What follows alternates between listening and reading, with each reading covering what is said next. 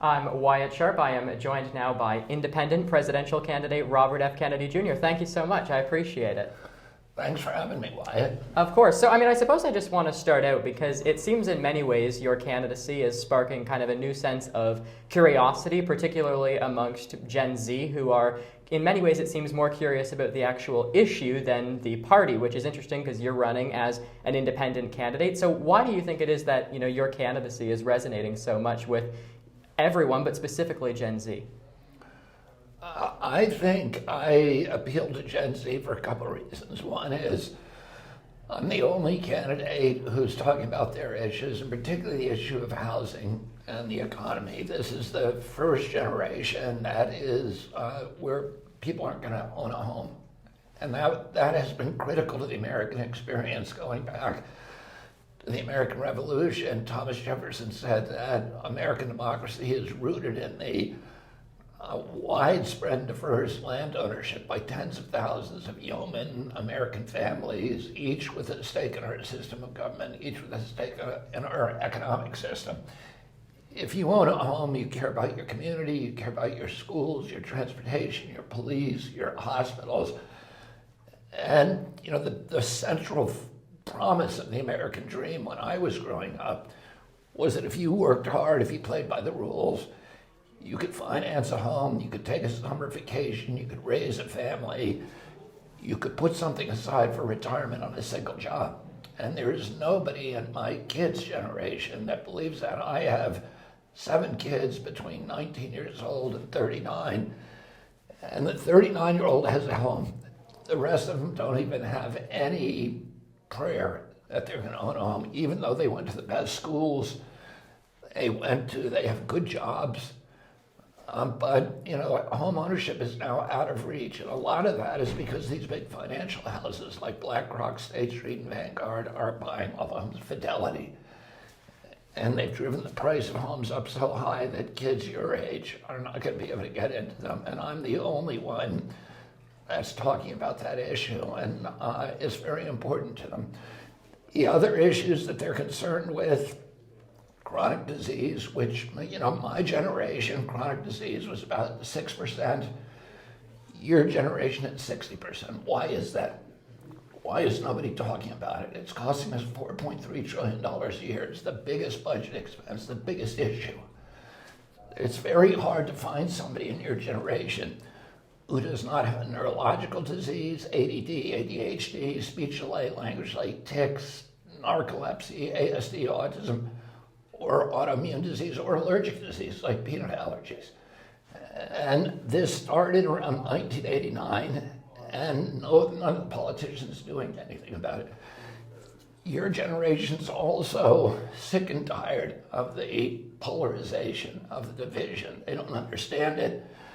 They don't care about the Republican Party or the Democratic Party. They're thinking, why can't people get along? Why can't politicians tell us the truth? And why can't we just figure out some common sense solutions? And I think I'm the only political leader now that's speaking to those issues. And I want to ask you about, because you mentioned the division that people, not just in the United States, but really around the world, are seeing on the geopolitical stage, whether it be Ukraine, Israel. You have people like former President Trump who say that he believes America needs kind of someone who will symbolize aggression on the global stage. How do you, as president, kind of combat some of these geopolitical challenges that Americans are facing? I think a lot of the geopolitical challenges that are occurring right now are directly the result of bellicosity and our pugnacious and warmongering international foreign policy.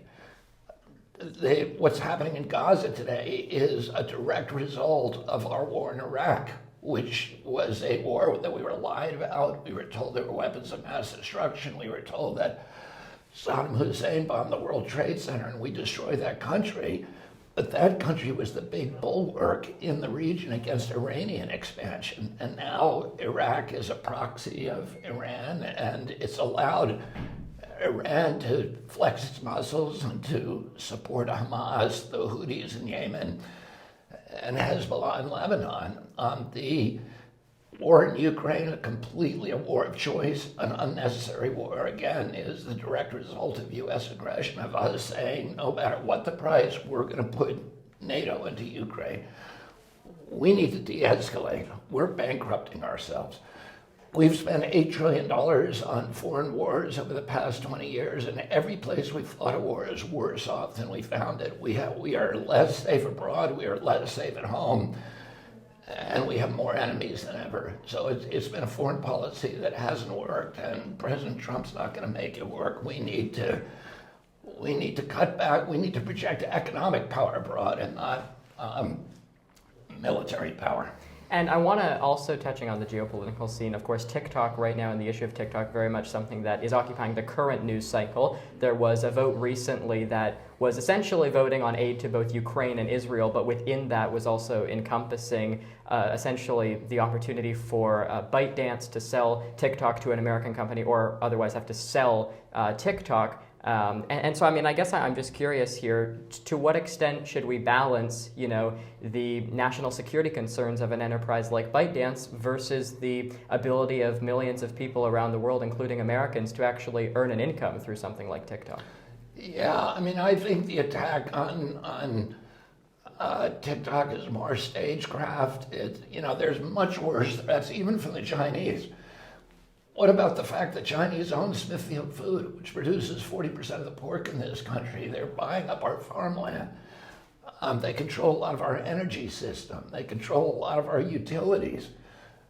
Those are much worse threats than TikTok. TikTok it's a game for the politicians because they say they can do something about China by picking on this company that is providing hundreds of thousands of jobs to people in your generation. It is an entryway business for people in your generation, but it also, there's freedom of speech on TikTok, and Congress doesn't like that. They want censorship. If I'm president, we're not going to censor TikTok. And by the way, it's probably true that the Chinese intelligence agencies are taking some information from our kids, but that's happening every day with all kinds of malevolent forces, the CIA, the NSA.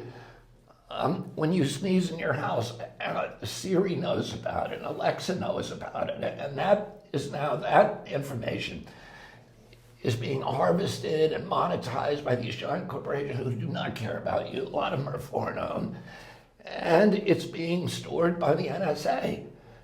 So, and I'm equally frightened of our own intelligence agency as I am of the Chinese intelligence agencies. I think we should get all of the intelligence agencies out of collecting our information. And you come from, obviously, arguably the most famous name in American politics as a whole. Many members of your family recently endorsed President Joe Biden, though, of course, the presumptive Democratic nominee, the incumbent president. What does that, say for you personally? And I guess, what have you been thinking about over the course of these past few days as they made that endorsement? Well, I have a big family. I think we have about 105 members of my family. The last time we counted on, when we all got together on Cape Cod, I have many members of my family who are working on my campaign. My campaign is being run by Amaryllis Kennedy. My son Bobby Kennedy is working on it. My cousin Anthony Schreiber is running our Florida operation. Otto Schreiber is running our student outreach. And I have many, many members of my family who are working on the campaign. I have 5 members of my family who are working for the Biden administration. President Biden is a long-term friend of my family's. He has a bust of my father behind him in the Oval Office. So I can understand for those members of my family that it's troubling that I'm running against somebody who's so close to them and is providing employment for some of them.